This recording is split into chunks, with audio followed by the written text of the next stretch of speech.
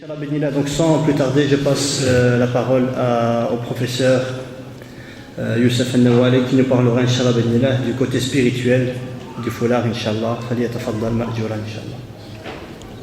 أعوذ بالله من الشيطان الرجيم بسم الله الرحمن الرحيم الحمد لله رب العالمين والصلاة والسلام على أشرف الأنبياء والمرسلين نبينا محمد وعلى آله وأصحابه أجمعين أما بعد chers frères et sœurs. Donc après, bien sûr, qu'on ait appris de la part du professeur Mustafa Kastit l'aspect religieux des préceptes, que c'est bien une obligation et non une recommandation divine, non une surérogation, non dans le sens où c'est que les bons musulmans. Et comme on entendait encore à la radio une fois, on dit que les meilleures musulmanes, c'est celles qui ne portent pas le voile. Et bien sûr, on peut entendre de tout, mais bien sûr, on est là aujourd'hui pour corriger toutes ces erreurs. Comme le disent beaucoup de gens, que le plus important pour une musulmane, c'est d'avoir le foulard dans le cœur, plutôt que sur la tête. Et le foulard ne veut rien dire. Il y en a qui vont dire, moi je connais des musulmanes qui ne portent pas le foulard, et qui pour autant ont des qualités et un comportement exemplaire. Par contre, celles qui le portent sont tout à fait désagréables à fréquenter. Ce sont des arguments qu'on entend de tous les jours. Mais une question se pose. Ces sœurs qui mettent le voile et qui ont un comportement désagréable, est-ce qu'elles l'ont mis réellement comme il le faut, comme l'islam l'a prescrit, ou c'est simplement un morceau de tissu posé sur la tête, ou pour toute autre raison, pour dire simplement que cette sœur veut se marier, ou bien qu'elle veut se rapprocher de telle ou telle famille, ou bien pour l'honneur de sa famille. Et bien justement, c'est ce que j'ai voulu traiter en ces quelques instants, Inch'Allah, en cette journée, l'aspect réel, l'effet qu'a le foulard, ou bien le hijab, sur la musulmane. Parce qu'on a deux personnes en face de nous, on a deux femmes, on a une qui porte le voile et une deuxième qui porte le même voile, et une le porte avec conviction, et une le porte parce que Allah subhanahu wa ta'ala lui l'a demandé, et l'autre à côté le porte parce qu'il fait froid, ou bien parce que c'est à la mode, ou bien c'est telle marque ou telle marque. Vous savez, maintenant dans le marché, il y a des foulards qui coûtent très très cher, dans les quartiers très chics, mais je ne pense pas que c'est de ça que l'on parle dans les médias. Non, on parle bien du voile, on parle bien du hijab, on parle bien du foulard islamique. Donc lorsque cette personne a mis ce morceau de tissu sur sa tête pour se couvrir, c'est à partir d'une conviction. Et c'est surtout cette conviction qui est attaquée plus qu'autre chose. Mais, excusons, dans l'honneur des excuses, peut-être n'ont-ils pas appris le pourquoi de ce tissu.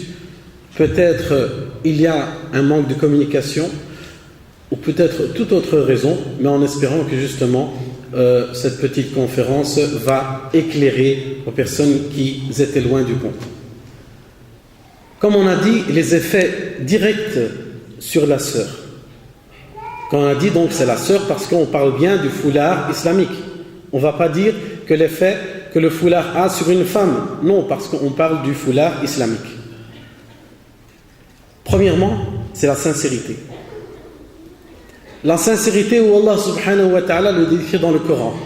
Pour le foulard, pour le hijab, comme pour tout autre acte d'adoration. Parce qu'on rentre là directement, il ne faut pas se le cacher, dans un acte d'adoration.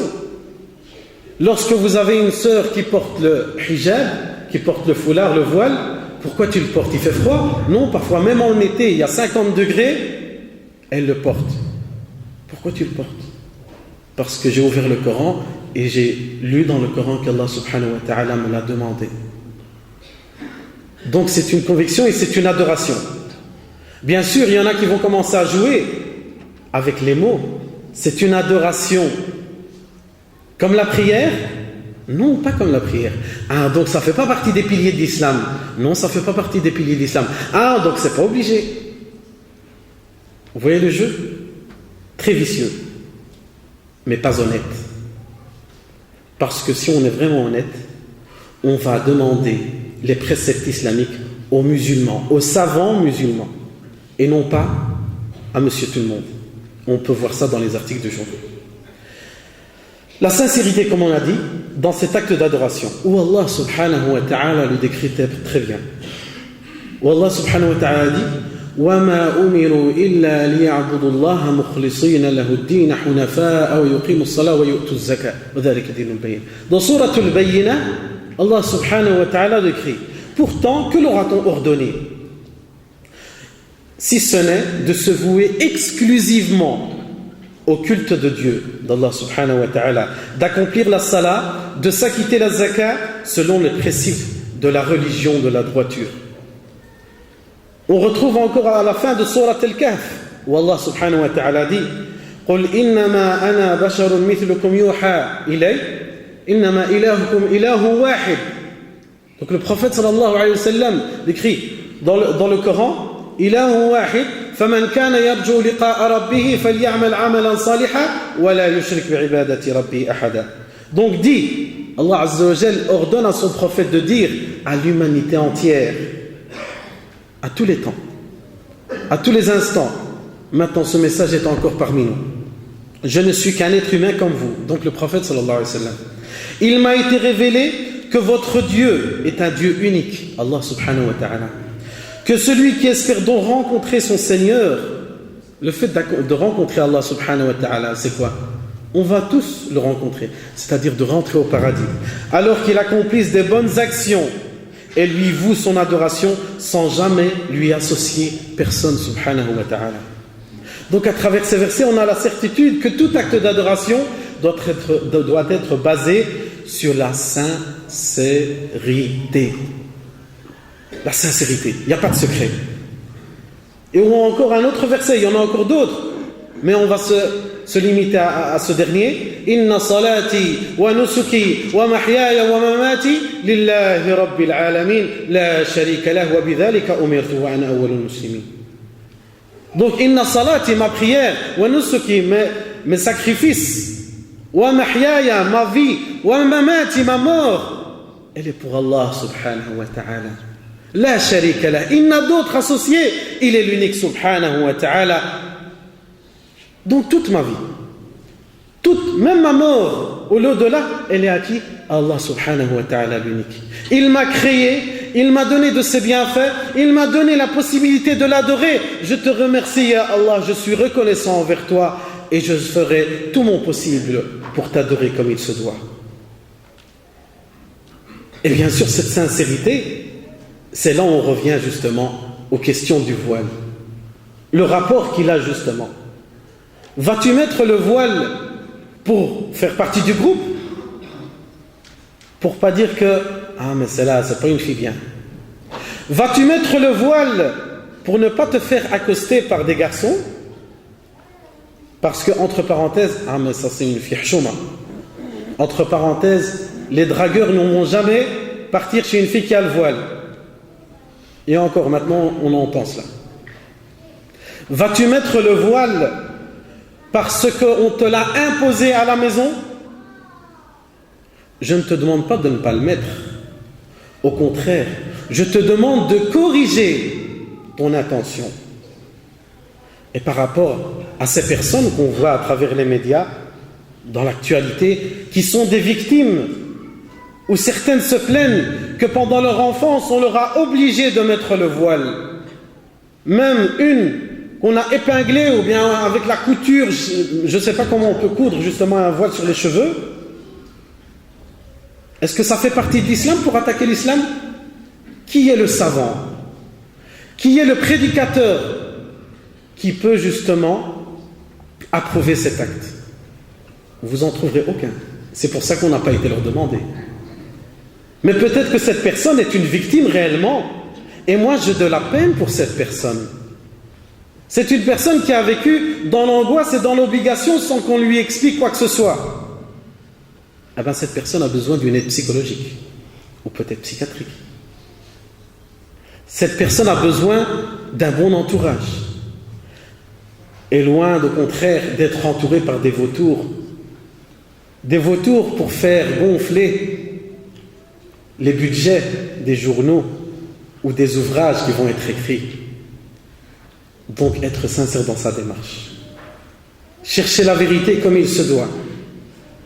Comme nous pouvons le voir dans n'importe quelle démarche dans les autres domaines. Le deuxième point, la purification du cœur. Le fait de porter le voile purifie les cœurs. Alors on va dire, taïb. Et les hommes, comment se purifient-ils le cœur?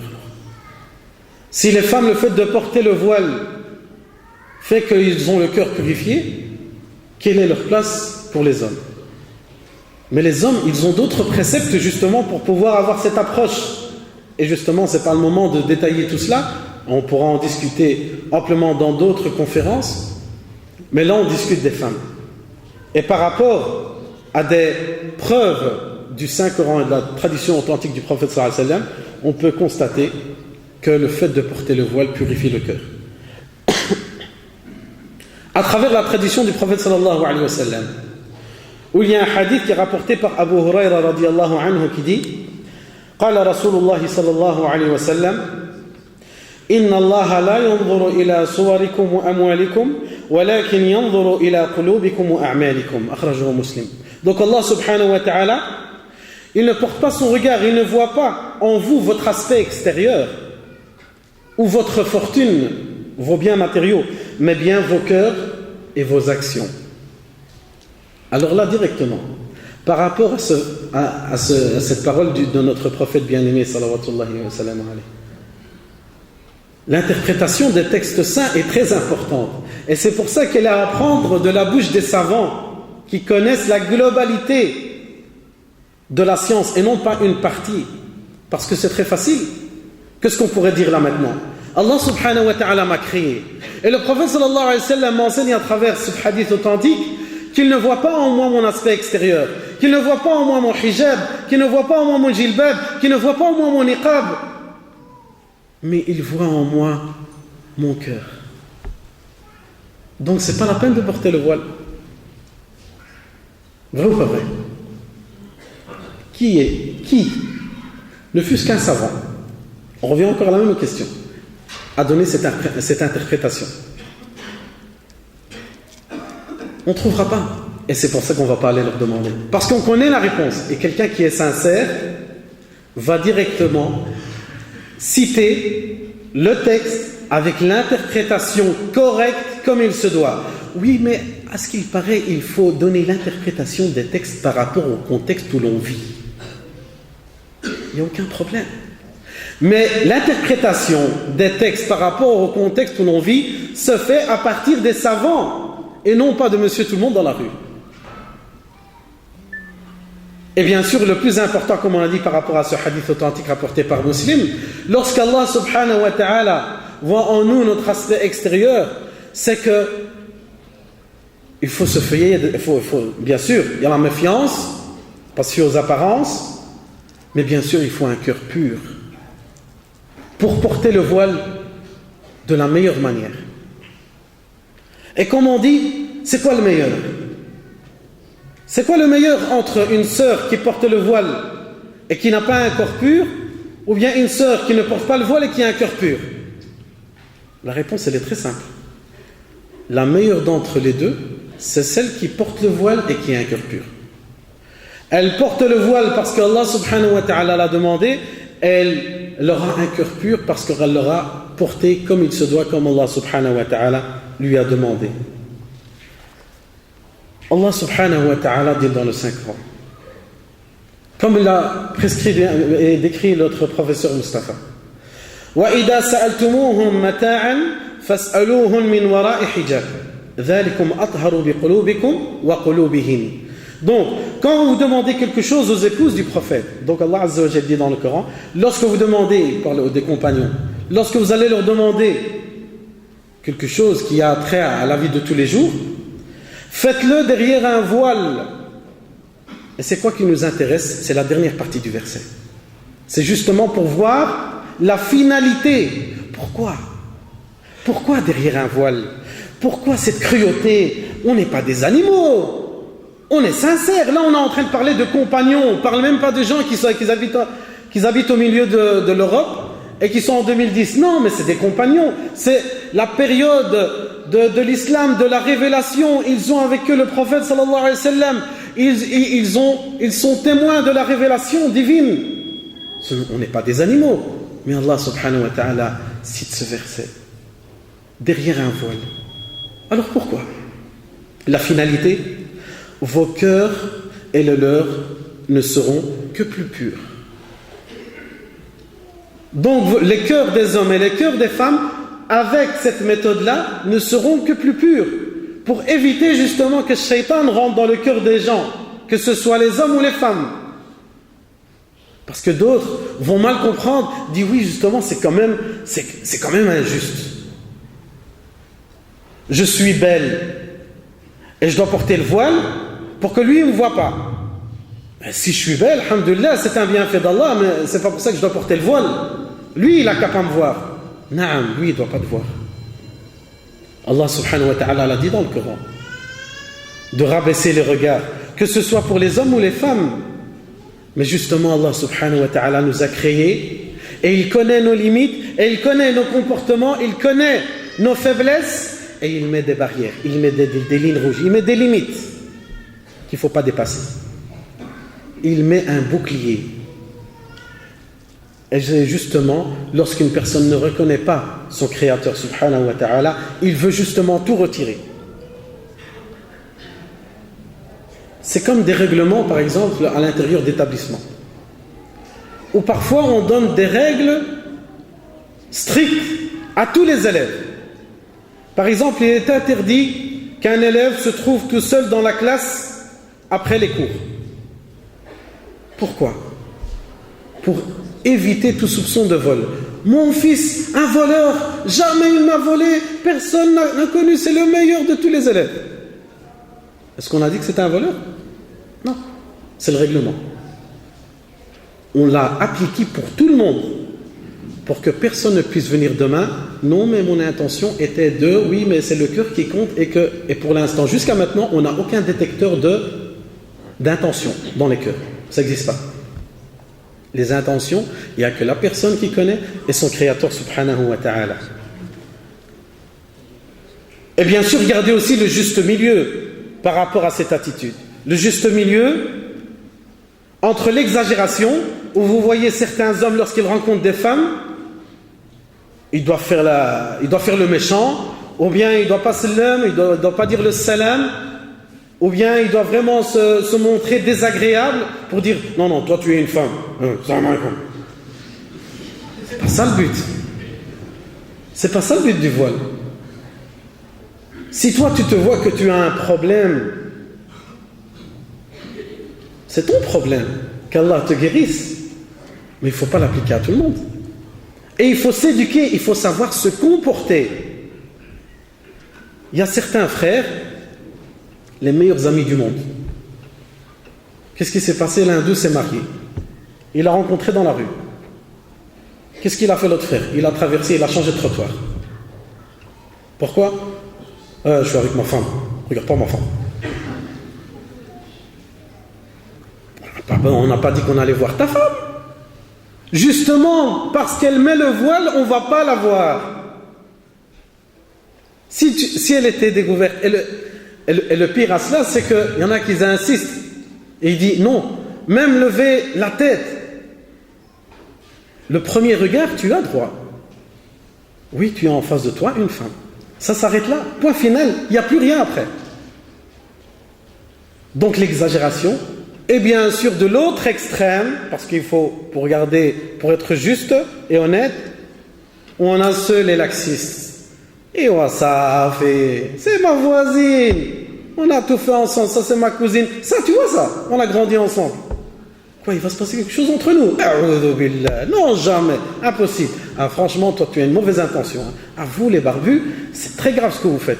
Vous rentrez dans le cœur des gens et vous les déchiquetez, et après vous sortez. C'est très grave. Et c'est qui accepte les cas sociaux lorsqu'il y a de la fornication dans les familles? Lorsque le frère et la sœur, il y a des rapports, c'est qui les accepte, ces cas sociaux? Donc, gardez les limites. Et rester par rapport aux préceptes sans arrière-pensée, sans exagération, sans être laxiste. Le troisième point, la réussite, al-falah. Le fait de porter le voile, chère sœur, ne fera de toi, ne te donnera plutôt d'Allah subhanahu wa ta'ala que la réussite dans ce bas monde et dans l'au-delà. Où Allah subhanahu wa ta'ala, comme l'a décrit, cher Mustafa, il y a quelques instants, قُلْ لِلْمُؤْمِنَاتِ. Donc, Allah Azza wa Jal, il parle aux croyantes et il parle aux croyants. Il invite également les croyantes à baisser pudiquement une partie de leur regard. Et il invite aussi à préserver leur vertu, à ne pas paraître de leur charme que ceux qui ne peuvent être cachés, à rabattre leur voile. Qu'est-ce qui se passe à la fin du verset? لَعَلَّكُمْ تُفْلِحُونَ. Donc c'est ça qui nous intéresse maintenant, parce que le verset en lui-même, le frère Mustafa l'a très bien détaillé, il l'a très bien expliqué.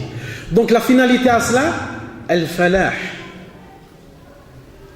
Donc la réussite par rapport justement ne plus être confronté à tous ces problèmes. Et combien de gens qu'on rencontre, qui nous contactent toute l'année, tous les problèmes qu'ils ont eus à l'intérieur de la famille, ou bien avec leur futur mari, ou bien avec la future mariée, la meilleure intention du monde, ils sont tombés dans les problèmes justement à cause de cela. Et est-ce que tu feras partie des gens de la réussite ou non? Et c'est à toi justement d'en juger. Ou Allah subhanahu wa ta'ala justement, lorsqu'il donne ce précepte à la femme musulmane, la mise en pratique d'une obligation religieuse, quelle finalité on a cela? Quelle récompense? Parce que certaines personnes disent oui, moi je mets le voile, je mets le hijab, et ça s'arrête là. Non, chère sœur, tu dois te rappeler jour après jour, à chaque instant que tu le mets, tu es récompensé auprès de ton Créateur subhanahu wa ta'ala. Et lorsque tu l'as mis en sortant de chez toi, par soumission à Allah subhanahu wa ta'ala, aux préceptes, et non pas à ton mari, et non pas à ton père, et non pas à la société avec laquelle tu vis, tu l'as mis pour Allah subhanahu wa ta'ala, et la certitude réelle que tu seras récompensé de cet acte, même s'il est obligatoire. C'est comme quelqu'un qui nous dit la prière est obligatoire, je suis obligé de le faire. Est-ce que tu es récompensé? Oui, tu es récompensé. Et c'est là où on voit la miséricorde d'Allah subhanahu wa ta'ala. La miséricorde d'Allah subhanahu wa ta'ala, le Créateur, et justement la faiblesse de l'homme, la créature. Si par exemple moi je te donne un montant d'argent pour faire un travail, tu fais ce travail, et la personne qui fait le travail dit ah, j'ai fait le travail que tu m'as demandé. Je vais dire bien sûr que tu l'as fait, je t'ai payé pour ça. Et quoi, tu veux pas que je te remercie encore? Ah ben chez Allah subhanahu wa ta'ala, c'est pas comme ça que ça se passe. Allah subhanahu wa ta'ala t'a créé, il t'a donné de ses bienfaits, tu l'adores subhanahu wa ta'ala, tu es obligé de l'adorer parce qu'il te l'a demandé, tu es reconnaissant envers lui et tu es récompensé par rapport à cet acte-là. Et pour conclure, le bon comportement. Le bon comportement pour une femme voilée. Une sœur qui met le hijab, est-ce que ça a un effet direct sur son comportement? On va dire bien sûr que oui. Parce qu'il y a un rappel permanent qu'il y a un bout de tissu sur la tête et que ce bout de tissu, je l'ai mis pour Allah. Donc il y a Allah, donc il y a Allah qui me surveille. Je ne pourrais pas me permettre de faire telle ou telle chose. Et ne pas comprendre dans l'inverse. Lorsque je veux faire quelque chose de mal, ah, il y a le tissu, donc, ah, c'est le foulard c'est mon père qui m'a obligé, ah, donc mon père, peut-être qu'il est là. Non, tu es loin de ton père. ton père ne te voit pas, ton mari ne te voit pas. Amma Allah subhanahu wa ta'ala, sami'un basir, subhanahu. Il voit tout et il entend tout subhanahu wa ta'ala par sa science. Donc le bon comportement est inévitable. Et justement ce comportement c'est le changement du polythéisme à l'unicité d'Allah subhanahu wa ta'ala, de l'ostentation à l'unicité d'Allah subhanahu wa ta'ala, du mensonge à la véracité et du mauvais comportement au meilleur comportement, de la haine et la discordance vers la fraternité.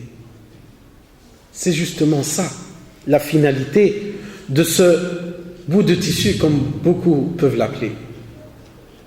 Il appelle justement à corriger. En ce qui concerne la femme, c'est le voile. Bien sûr, on a dit l'homme a d'autres préceptes. On en parlera peut-être dans d'autres conférences. Mais là, on parle de la femme. Et où Allah subhanahu wa ta'ala, comme il dit dans le Saint-Coran, il décrit son prophète bien-aimé, le prophète Mohammed sallallahu alayhi wa sallam, wa innaka la'ala khuluqin azim. Tu es certes doté d'un noble comportement. L'autre prophète sallallahu alayhi wa sallam n'est pas un exemple pour nous tous, hommes et femmes? Certes, oui. Sans distinction.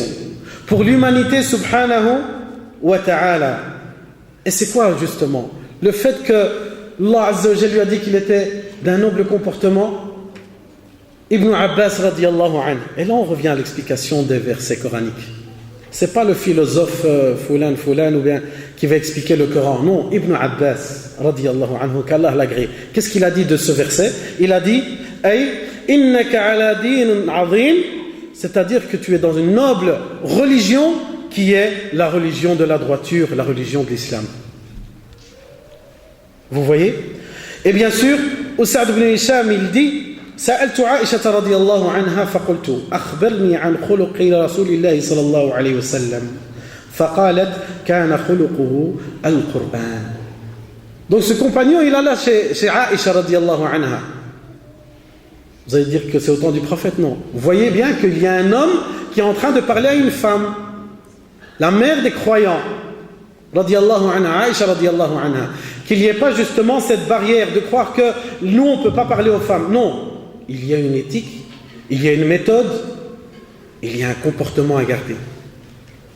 Et il demande à l'épouse du prophète sallallahu alayhi wa sallam, comment était le comportement du prophète sallallahu alayhi wa sallam?